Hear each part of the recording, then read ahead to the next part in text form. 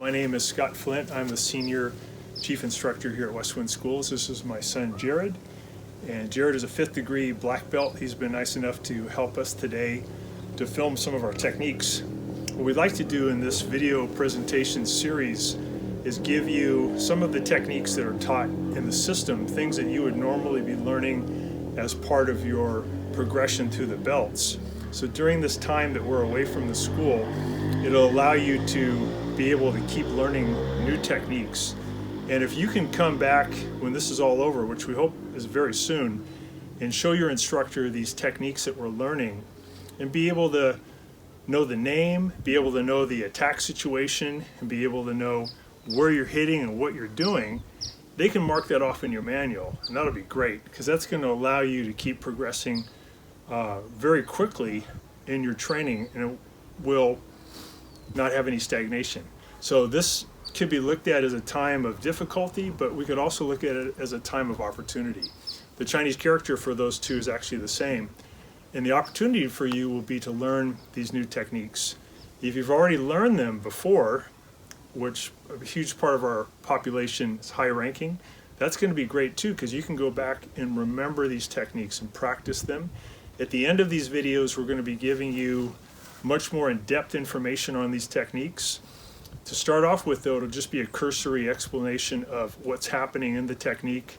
Jared and I will demonstrate how the technique works, and then we'll practice with you a couple of times. After that, we'll give you a lot more information and conceptual knowledge of what's happening in the technique. So we're going to start off today with different types of wrist grabs, and the first one we'll teach you is from the white belt to the orange, called grasping Talon A and B variation. After that, we'll teach you another type of a wrist grab that's also taught in that part of our training called crossing Talon. And then after that, we'll teach you actually an advanced version of grasping Talon. If you don't know it already, you don't have to practice it, you don't have to even watch that part of the video. You're very welcome to if you'd like. The other idea you could think of is some people you know that are interested in martial arts, people in your family. You may want to show them these videos so that they can learn some of these ideas about self-defense and maybe even learn some of these techniques.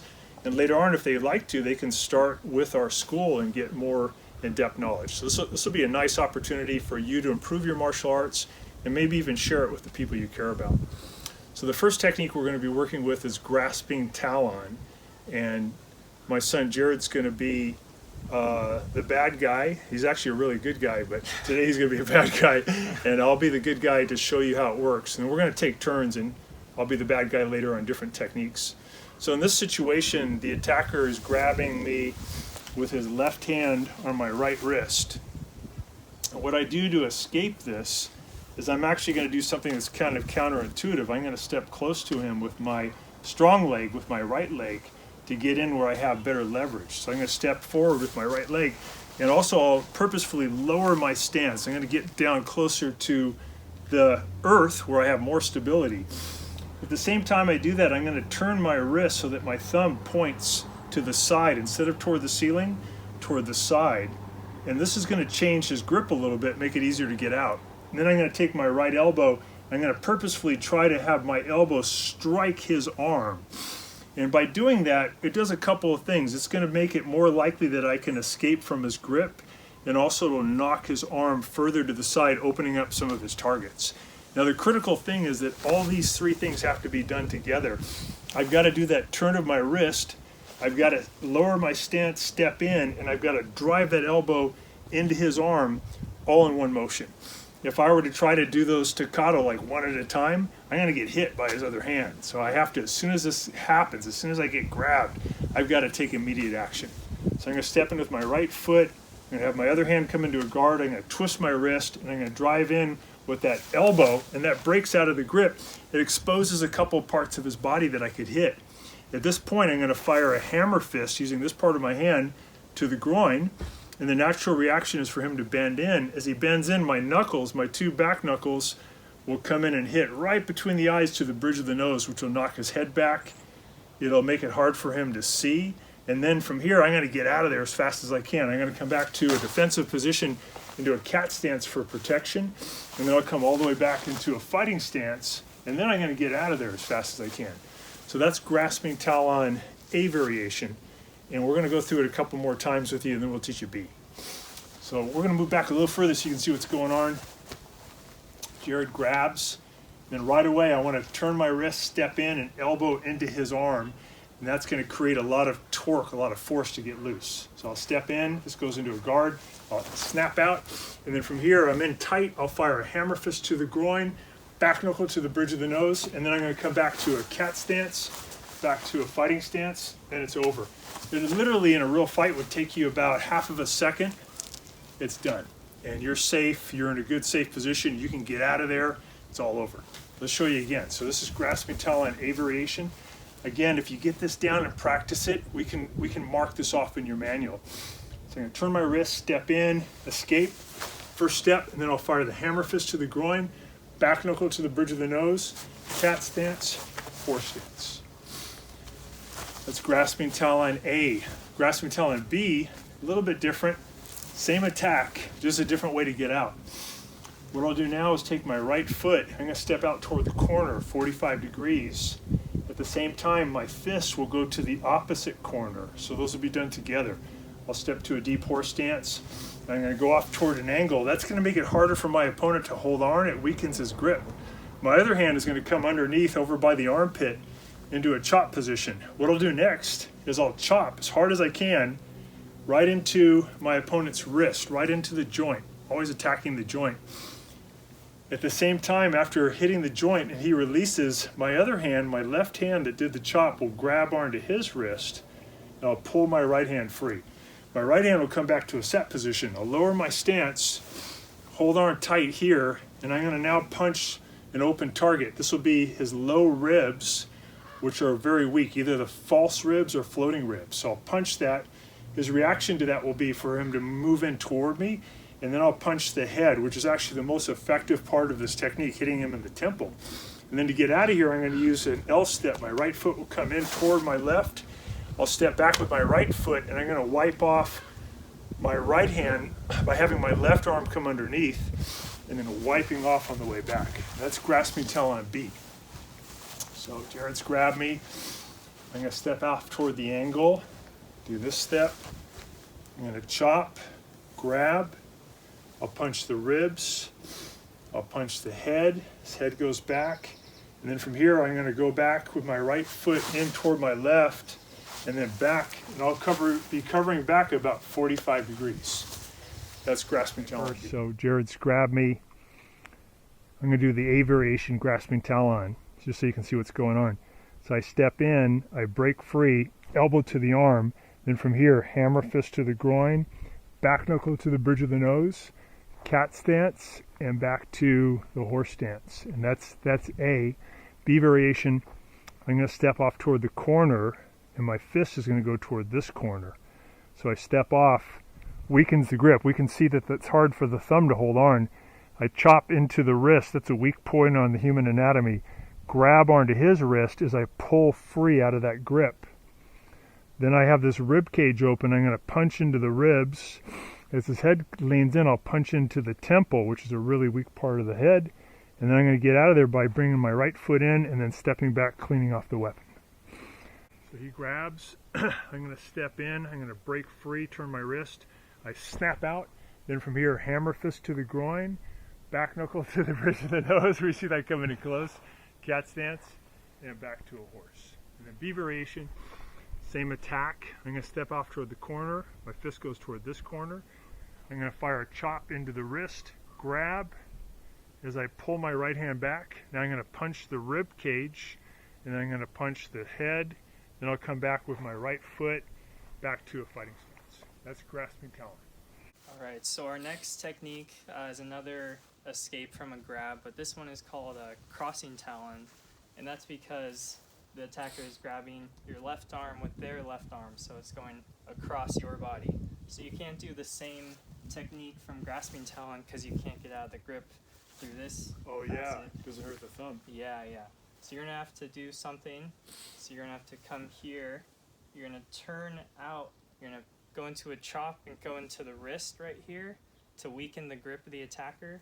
And with your right arm, you're going to make a big circle. You're going to grab with the left arm, grab their arm. You're going to come over here. You're going to step in, deep horse. And you're going to break the arm, dislocate the elbow joint. And then after this, you're going to pull the attacker in. You're going to load up an elbow to the temple, and you pull them into it here. Yeah. And then you're going to rip through the broken arm, keeping them down. That's gonna hurt. And you're going to pull them in. And you're going to hit the base of the brain as you drop into a deep horse right here. Oh man. And you're going to cover out and wipe your guards. That's rough. Out here. So let's go over that one more time.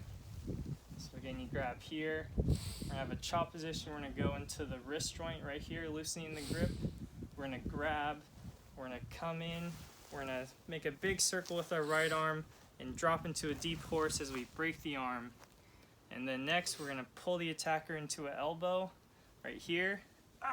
Nice. And then we're going to rip through the broken arm as we circle for a large elbow drop as we drop the stance again. And then cat stance. So now we're going to do it with the point of view, and we're going to do it from the point of view of the victim, of the student. So basically going to go here. We're going to open up the grip with the chop to the wrist joint. We're going to grab. We're going to circle with our right arm really big over the top, and then come here, horse stance, and break the arm right here.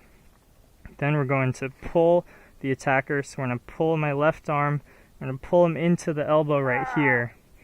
And then after this, we're going to rip through the broken arm. It's going to be really painful for the attacker. I'm going to circle my right arm up really big, and then we're going to drop, elbow drop to the base of the brain. And then cat and horse. So this is the point of view from the attacker. So right now I'm going to open up the grip with a chop to the wrist joint. I'm going to grab, and I'm going to make a big circle with my right arm. I'm going to drop into a deep horse and break the arm right here. And then I'm going to come in, pull them in, I'm going to elbow to the temple, and then come out. I'm going to rip through the arm right here, broken arm. I'm going to make a big circle with my right arm, elbow drop to the base of the brain, and then cat and horse. Alright, so this is going to be our advanced version of Grasping Talon. This is the Grasping Talon version from the green belt. This is going to be Grasping Talon B. And this is a lot different from the Grasping Talon and Crossing Talon that we learned just now. So if our attacker grabs, he's grabbing my right arm with his left arm. So I could do this, which is from our Grasping Talon, or I can punch out from Grasping Talon B from the white belt. But instead of doing those escapes, we're actually going to take advantage of the fact that he's grabbing our arm. So we're going to pull him in. We're going to step back into a left hard bow. We're going to pull him in to a heel of hand. So basically pulling him into a strike, adding a lot more power to it. And then as he lets go from the hit to the face, we're going to shuffle in. We're going to do an elbow smash to the temple. After this, we're going to do a glancing hammer fist that's going to go through the temple. And that's going to pull into a left heel of hand to the jaw. And as that happens, his groin's going to be exposed, and we're going to do a toe scoop. So I'm going to come in here and rip out, and then a simple horse stance out. So let's do that one more time. So he's grabbing left arm grabbing my right arm. We're going to pull back, pull him in, pull him into the heel of hand here, and we're going to shuffle in, elbow smash to the temple, and then glancing hammer fist to the temple. That's going to push-pull into heel of hand to the chin, and then here, and then toe scoop to the groin, and then horse. Yeah. So he grabs my arm. Immediately I want to step back, I want to pull into a tight set back here, pull him in as we hit the jaw in a left hard bow. And then we're going to shuffle in. We're going to do an elbow smash to the temple here. And then we're going to do a glancing hammer fist. It's going to pull into a guard, and then heel of hand to the jaw, and then toe scoop to the groin, and then horse stance out. We'll see the perspective of what the bad guy is going to see. Aha! Then we're going to draw back into here, And we're going to do an elbow smash to the temple, and then glancing hammer fist to the temple. It's going to pull into a guard here, and then heel of hand, and then toe scoop to the groin as we come in. So Mr. Flynn had a good idea. He said, why don't we show Dad this, some of these techniques done combat speed together, and this will give you an idea of how these work. Sometimes when you do these with your friends and family, slowly and carefully, they'll say, that wouldn't work because when you're doing this, I'm going to punch you right in your face. That's true if you were to go at that speed. But in battle, in reality, you want to lay down this fire, this rate of fire, incredibly fast. Someone like Jerry can hit 7 different targets on the human body in under a second. That's how he's trained. And that's what we want to be able to do with these techniques. So speed is really important. And the speed will come from you doing it over and over and over. So we're going to show you grasping Talon A at a higher rate of speed. So Jared attacks. So I step in. Boom! It's over, right? Under a second, I broke free. I hit 2 targets. Over. And then we'll get out of there. And then B variation, same attack. So we're going to step out. Grab. Pop, pop, pop. It's over. Done. Crossing Talon, I'll grab Jared. Maybe we'll switch this way. Yeah. So he steps in, he goes, break, elbow, spin, elbow, over. That was a second, done. Grasping Talon, actually A and B and also the advanced one, there's a basic premise we want to go by, and that is that if you told me when we see each other again after this whole thing is over, which hopefully is again very soon, and you said, hey, Mr. Flint, we learned the technique, and somebody grabbed me, and I stepped in, I snapped free, and I hit him, and it worked great. So I'd be happy in a way, but also I'd be kind of sad. I'd be happy that you're okay. I'd be sad that you got into a position where you had to do grasping Talon. If you ask my teacher, Master Lee, our founder, Master Lee, what would you do if somebody were to grab you by the wrist? I think his answer would be, I don't think anyone would grab me by the wrist because I would try to be so aware, hopefully as an advanced martial artist, that I see this happening early and I avoid it. Because I don't want to get into this physical confrontation if I can avoid it. And I'd say, well, Mr. Lee, what if, the guy just came at you suddenly? And probably his answer would be, I'd hit him first. And you're legally, I'm no attorney, but you're legally able to take steps to defend yourself, even to the point of striking first, if you can prove 2 things. One is that the person had the present intent right then and there to hurt you or cause great bodily harm or death. They had the intent and they had the ability. If those 2 are true, best thing is to get out of there. If you can't get out of there, the best thing would be then after that is to strike first. So I think that's what Mr. Lee would say. So if a bad guy was coming in, he would probably try to kick the guy early. If he did get really caught off guard and he was grabbed, I think what an advanced martial artist like Jared would do, or Mr. Thompson, Mr. Kogodai, Mr. Santos, Mr. Shaw, Mr. Baker, I know what I would do, I know what Master Lee would do. We'd do something different. We wouldn't play the game of the bad guy. We wouldn't try and grapple. If a guy grabs me like that, I know his game. His game is he's strong, he's confident, he likes to grapple, he likes to wrestle. That's why he grabbed me. He's probably about to punch me. So the smart thing for me to do is don't play the game. Like Master Lee said, don't box with the boxer, don't wrestle with the wrestler, don't randari with the judo guy. Don't play their game. Do something else. So at this point, if I just struck underneath the Adam's apple into the windpipe, fight's instantly over. And I'm not taking any risks. I'm ending it quickly so I can go home and see my family. I'm going to be okay, because when you hit the windpipe underneath, especially the Adam's apple, fight's over right away. They don't even remember you. All they want to do is breathe. The other possibility I think that an advanced martial artist could think of is going for another very weak part of the anatomy, the eye. Even if you miss the eye and you hit the face is so sensitive, it's going to make the guy fall back. And it's a very effective. So that's the main concept we'd like to leave you with, is that if you've done this technique, a lot of things went wrong in your self-defense training, in your self-defense scenario. These are just last-ditch efforts to get you out of a jam. But if you do need to get out of the jam, it does work. It's just not the best way to solve this problem. The reason this works, as when Jared grabs me, again, this is going to be a bigger, stronger guy, I think, who would try to grab me in this manner. I don't have the strength advantage, but I can use physics. I can use science, in effect, to help me. My natural inclination would be to try to get away, but when that happens, this is like a handcuff. It slides down to the thickest part of this assembly, which is my fist, and he's stronger than I am. I can't get out of that. What I do instead is I use leverage. I'm going to step forward, and as I step forward, the dynamic changes. Now when I'm going closer, I have tons of power. My anatomy works for me, my musculature works for me, and now by turning my wrist, I've weakened the grip, and by hitting the elbow and turning my body, I've activated a lot of muscle. In effect, I've become more muscular, stronger than my assailant. Even though he appears to be bigger, I've activated more muscle. He, in effect, is using this small muscle group here, which when it flexes, connected to tendons, makes these fingers really tighten up, right? That gives you a really tight grip. But what I'm doing is I'm incorporating my leg muscles by flexing and by stepping in. I'm incorporating my core muscles by causing the rotation, and my pecs and my arms, and I've quadrupled at least the amount of muscle that's been activated as opposed to these small muscles in his grip. So that's why it works.